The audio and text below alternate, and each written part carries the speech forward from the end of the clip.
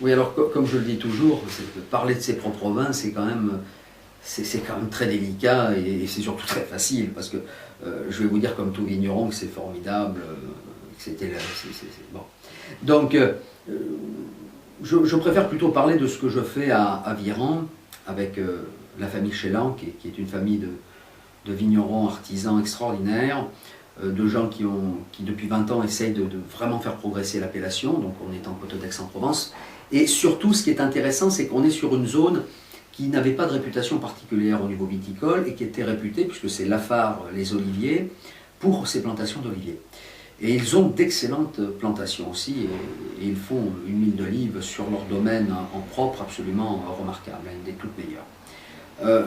Là, en gros, il y a une vingtaine d'années, donc il y a 15 ans, j'ai, avec Robert Chélan, le propriétaire, et sa femme, qui est adorable, leur fille et leur gendre, ils ont mis en place je dirais un parcellaire très détaillé, et on s'est mis à planter et à essayer des cépages bordelais.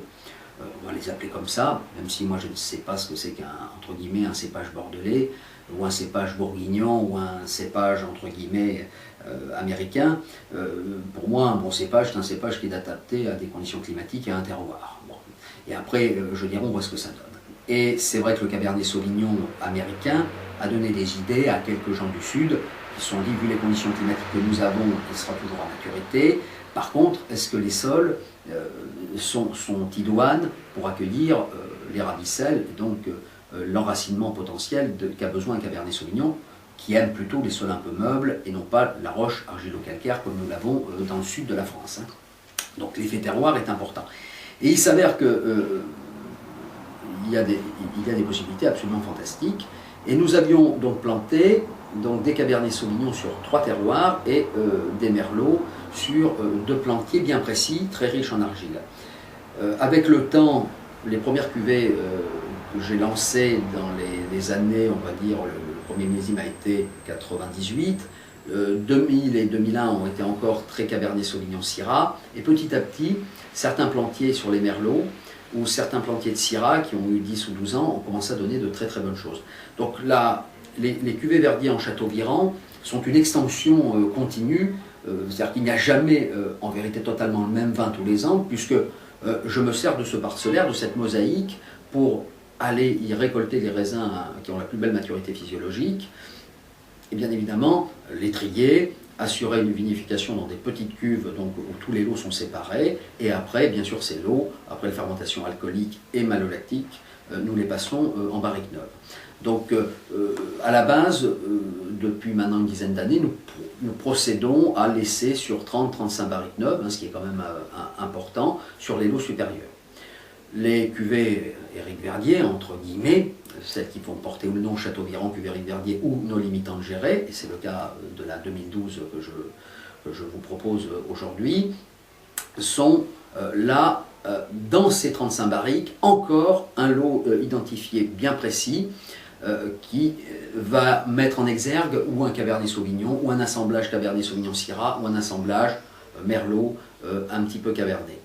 En 2012, il faut être honnête, comme sur l'ensemble du territoire, les maturités physiologiques ont posé énormément de problèmes. Et je rappelle que là, nous sommes dans le sud de la France et un des endroits, puisqu'on a une petite station météo France pas loin, un des endroits les plus chauds de France. Donc on n'a pas de problème, nous, ni de pluie, ni climatologique. Mais comme quoi le soleil ne suffit pas. La maturité phénolique, donc la maturité de pépins et de tanins, c'est-à-dire cette qualité qui va en bout de chaîne, être ce qui va porter le vin 5, 10, 15, voire 20 ans pour les meilleurs millésimes, c'est un process qu'on ne contrôle absolument pas et qui n'est pas rattrapable après. Donc 2012 était extrêmement délicat.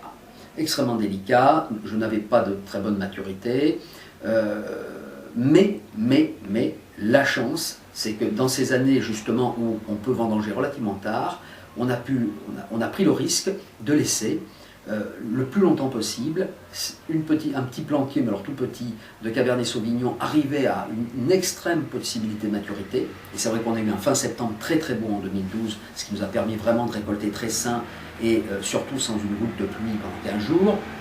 Et une parcelle qui me tient très très à cœur, qui est ces merlots de Chabance, où c'est vraiment un petit carré de vigne qui fait un peu moins d'un hectare, et dans cet hectare, il y a la moitié, on le voit hein, à l'œil, donne des merlots absolument extraordinaires. Et d'ailleurs, leur goût est tout à fait extraordinaire, hein, très, très singulier. Qui d'ailleurs s'apparente pas du tout aux merlots de type Libournais, hein, de type bordelais, mais beaucoup plus à ce que l'on fait sur certaines parcelles de Rutherford ou donc en Californie, dans la Napa Valley. Donc c'était extrêmement intéressant, et là j'ai osé, et bon, j'ai bien fait, j'ai quasiment essayé de créer une pure cuvée Merlot, si ce n'est qu'elle est matinée, elle est assemblée avec 5 barriques de Merlot et une barrique de Cabernet Sauvignon, qui a quand même, ce fameux Cabernet Sauvignon, que nous avons sauvé à un endroit qui a été extrêmement tannique et qui apporte cette balance entre douceur et fermeté.